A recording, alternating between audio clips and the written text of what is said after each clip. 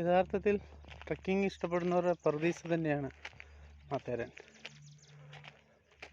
ഇവിടെ ശരിക്കും ടൂറിസം തുടങ്ങുന്നത് മഴക്കാലം ആരംഭിക്കുന്നതോടെയാണ്. വെള്ളച്ചാട്ടങ്ങളും അരുവികളും എല്ലാം സജീവമാകുന്ന അപ്പോഴാണ് ടൂറിസ്റ്റുകളും ഇവിടെ കൂടുതലായി എത്തുന്നത്. പക്ഷേ പല സ്ഥലങ്ങളും ഇപ്പോഴും അൺഎക്സ്പ്ലോർഡ് ആയിട്ട് തന്നെ കിടക്കുന്ന സ്ഥലങ്ങളുണ്ട്. പിന്നെ മറ്റൊരു സവിശേഷത എന്താണെന്ന് പറയാം, നമുക്ക് ഇന്നിവിടെ വനത്തിലൂടെ വന്യജീവികളെ ഭയപ്പെടാതെ സുഖമായിട്ട് ട്രക്കിങ് ചെയ്യാം.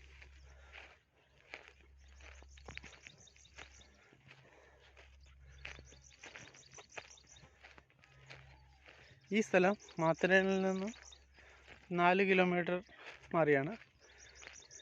ഇവിടെ വളരെ കുറച്ച് മാത്രം ടൂറിസ്റ്റുകൾ വരുന്ന ഒരു സ്ഥലമാണിത്. ഈ പുൽമേടുകൾ അതിനാൽ തന്നെ വളരെ മനോഹരമാണ്. ഒത്തിരി മാലിന്യങ്ങളോ അങ്ങനെ ഒന്നുമില്ല ഇവിടെ.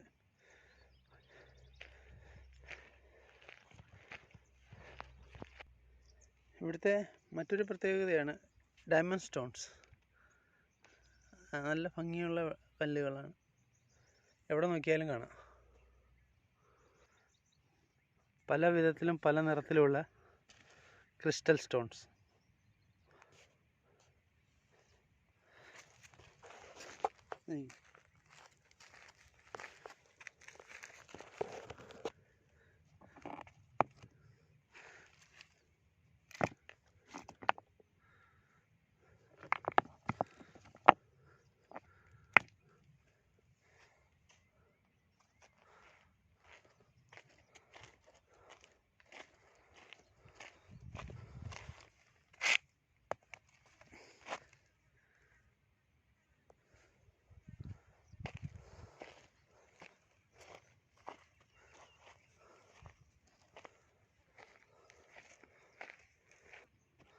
വലുതും ചെറുതുമായി ഭംഗിയുള്ള അനേകം കല്ലുകൾ നമുക്കിവിടെ കാണാൻ സാധിക്കും.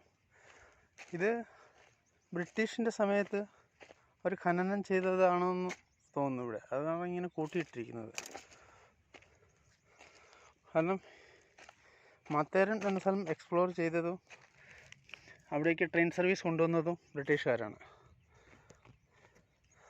മുംബൈയിൽ നിന്ന് അവർക്ക് വേനൽക്കാല വസതിയായിട്ട് ഉപയോഗിക്കാൻ വേണ്ടി അവരാണ് ഇവിടം കണ്ടുപിടിച്ചതും വികസിപ്പിച്ചെടുത്തതും.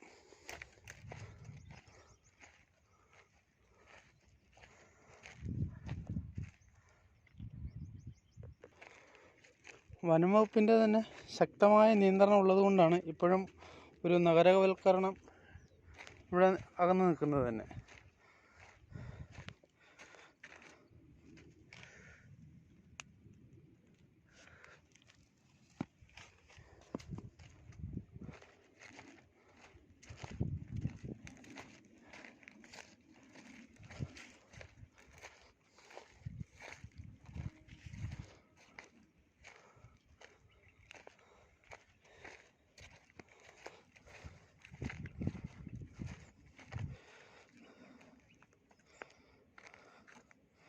സത്യത്തിൽ ഇന്ന് കാണുന്ന പല പ്രകൃതിക്ഷോഭങ്ങളുടെയും പ്രധാന കാരണം ഇത് തന്നെയാണല്ലോ, വനനശീകരണം.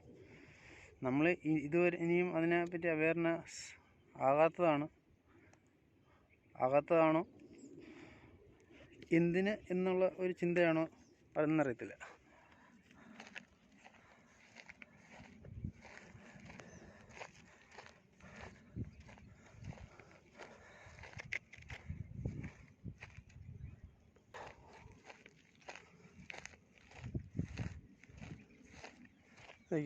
മനോഹരമായ മറ്റൊരു കല്ല്. 1-2 ഞാൻ എടുത്തു.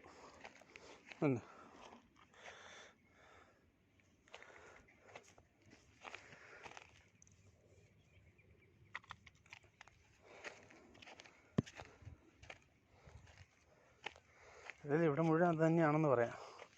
ഇത് തന്നെ മറ്റൊരു കല്ല്.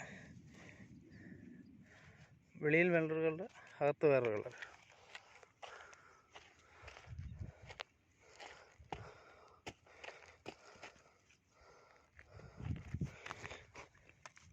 ഇതിൻ്റെ മറ്റൊരു രൂപമാണിത്.